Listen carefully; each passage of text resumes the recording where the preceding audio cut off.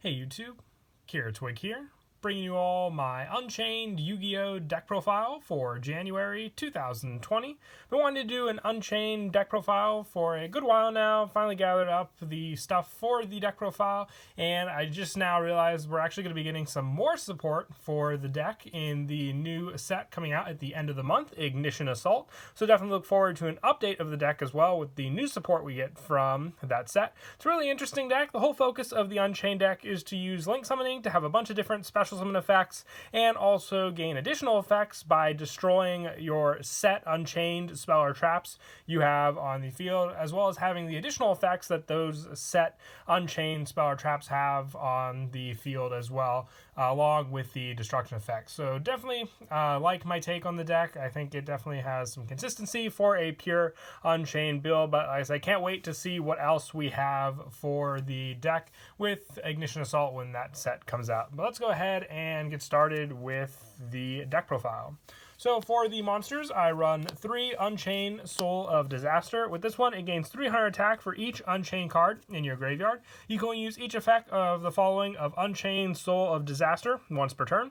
You can target one face-up monster your opponent controls. Immediately after this effect resolves, link summon 1 Dark Link monster using only this card you control and the opponent's monster as material. So being able to use your opponent's resources is very, very strong with this card. And also just having this card for that play definitely does come in handy as well. And the second effect is if this card is on the field, is destroyed by battle or card effect, you can target 1 Unchained monster in your graveyard except Unchained Soul of Disaster and special summon it. So some of your other link summon plays you have can definitely come in handy for the special summon, just because you can use all the different Unchained monsters we have in the extra deck for link summons into their bigger forms as well. So Unchained Soul of Disaster definitely does help just for the plays for that consistency. For some of the lower level Unchained monsters, I also run 3 Unchained Twins Rakia. This is one of the 2, I'm guessing they're the twins, since they're both called the Unchained Twins. This is the water one. Quick effect, you can target 1 card you control, destroy it. Also, you cannot special summon monsters for the rest of this turn, except Fiend monsters.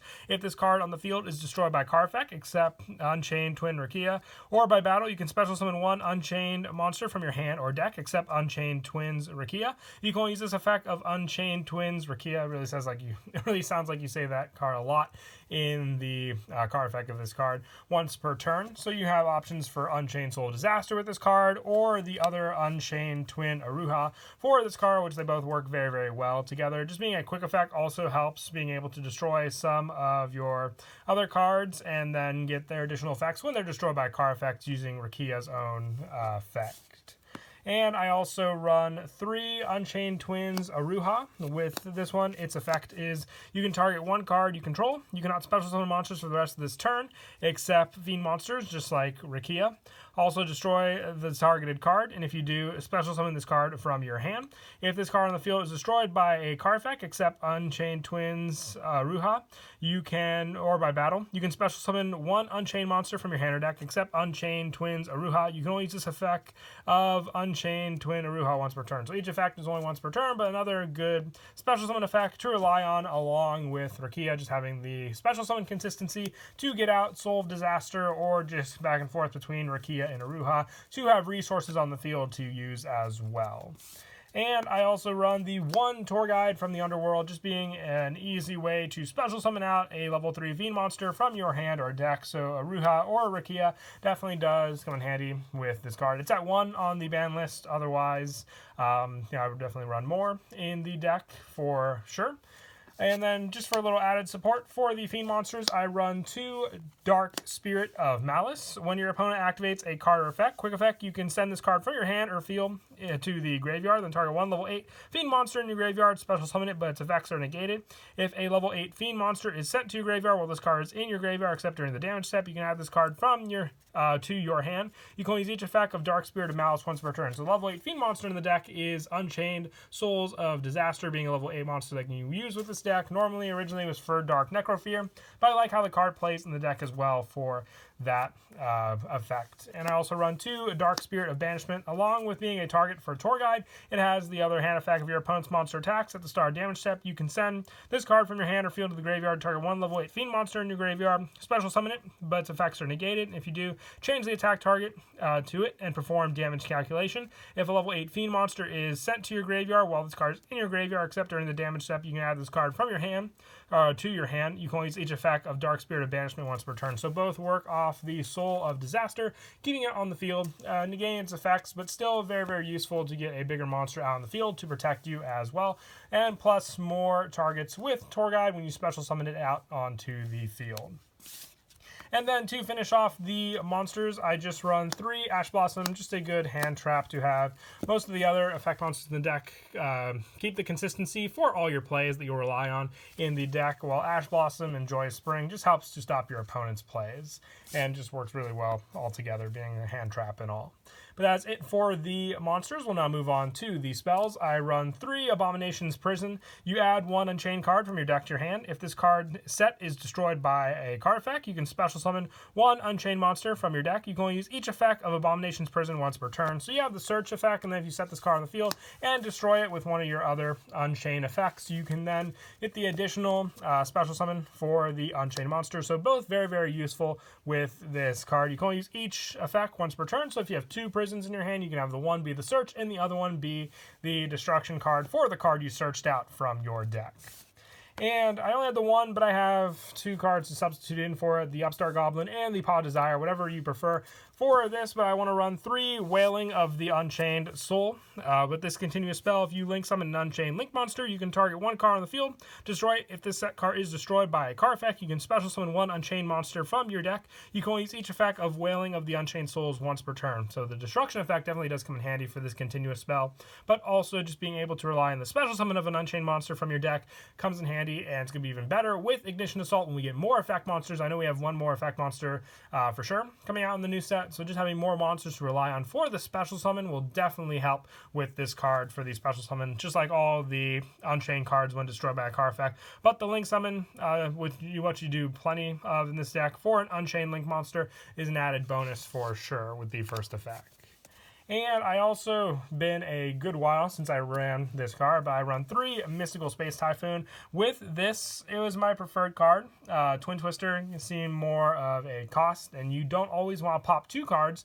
Mystical Space Typhoon, though, can take care of your opponent's cards if you need to against them, or it can, pop your own cards and then go for that play. I've seen some decks run Galaxy Cyclone just for the added graveyard effect. You can try that out as well. But Mystical Space Typhoon's a little more budget play for a lot of people looking to build this deck. It is quite a pricey deck for some of the spots, but if you have the cards to play, I definitely recommend giving Mystical Space Typhoon a try. Just the destruction effect with it itself against your opponent is an added help, but mostly for the fact that you can destroy some of your own sets and then get these special summons also. And I also run, to finish off these spells, 3 Call by the Grave, just more cards to stop your opponent's monster graveyard plays, or just their hand traps in general as well. And that is it for the spells. When I move on to the traps, I run 3 Abominable Chamber of the Unchained. You special summon 1 Unchained monster from your hand or graveyard. If this set card is destroyed by a card effect, you can special summon 1 Unchained monster from your deck. You can only use each effect of Abominable Chamber of the Unchained once per turn. So the special summon from your graveyard definitely does come in handy, but also just having the set effect, once again, is an added help for sure. It makes your opponents not want to destroy your set cards as well, having all these on the field, because then they'll obviously give you the effect that you might risk destroying and going off of that. But then if they're not going to destroy it, you still have another special summon effect to go off of this card.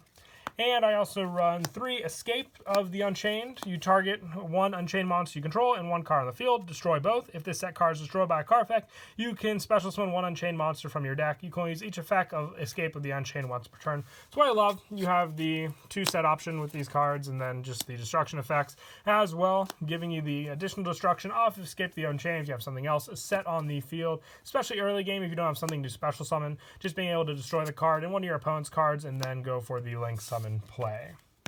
And also, just to finish off the traps, I run 3 Solemn Strike. Now, what I love is that your opponent's not really going to want to try and destroy your set cards, meaning it's safe for you just to keep the Solemn Strikes on the field until your opponent summons out a monster that maybe your Pop cards won't be able to destroy, so 3 Solemn Strike definitely does help there. Plus, you don't use the life points for anything else in the deck, really.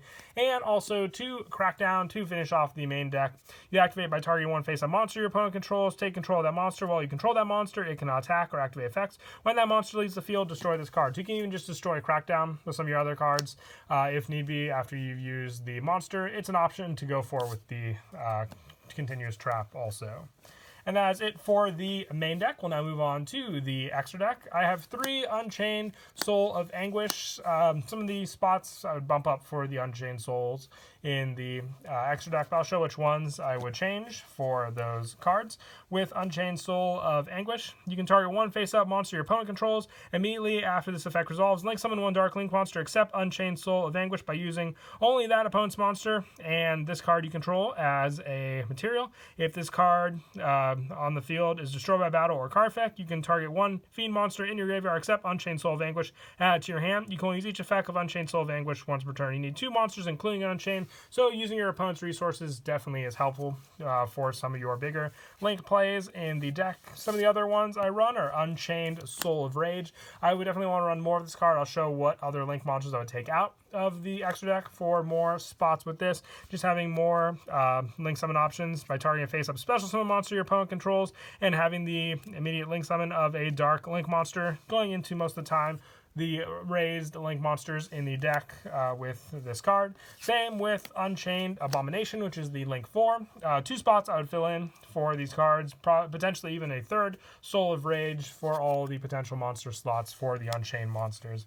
For the rest of the deck, I run all link monsters just so you have the plays available. 1 Underclock Taker, 1 Nightmare Phoenix, 1 Master King Archfiend, 1 Nightmare Cerberus, 1 Topologic Trisbana, 1 Nightmare Unicorn, 1 Decode Talker, 1 Mech Knight Crusader Avermax, 1 Borolo Dragon, and 1 Boral Sword Dragon. Now, the Nightmares especially are very, very useful, being Fiend-type monsters themselves. That's why I also like Master King Archfiend. So if you were to remove any additional spots for additional Soul of Rage or Abomination, I would take out the last 6 spots, go back and forth depending on which cards you want to remove for those cards in the deck, but definitely keep these 4 in.